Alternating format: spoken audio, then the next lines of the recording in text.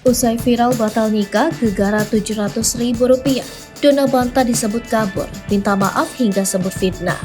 Setelah muncul di publik, dona perempuan di Desa Blambangan, Kabupaten Oku, Sumatera Selatan, yang viral dikabarkan batal menikah gegara Rp700.000, membantah kabur dari masalah.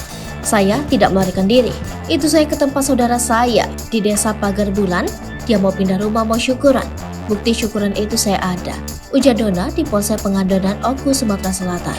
Dona juga membantah seluruh tudingan pihak Anja soal batalnya pernikahan mereka. Tudingan soal membanting pintu karena kurang Rp700.000 juga dibantah oleh Dona. Tidak, itu semua tidak benar, itu adalah fitnah. Tidak benar membanting pintu, saya tidak pernah membanting pintu, ujarnya. Dona mengatakan, fitnah tersebut menjadi alasan bagi mempelai pria dan keluarganya untuk membatalkan pernikahan. Menurut Dona, penyebab dasar batalnya pernikahan ia dengan Anjas dikarenakan selisih paham.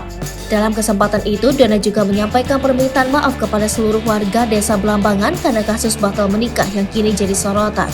Saya menyampaikan permintaan maaf atas kasus ini yang telah berdampak pada masyarakat Desa Blambangan. Memang benar adanya batal nikah, tapi bukan dari pihak saya, melainkan dari pihak mempelai pria, ucapnya. Sebelumnya, media sosial kembali dikejutkan dengan kisah pria batal menikah jelang H-1 acara. Kejadian tersebut terjadi di Palembang, Sumatera Selatan setelah akun TikTok @elsawd7795 mengunggah hingga viral.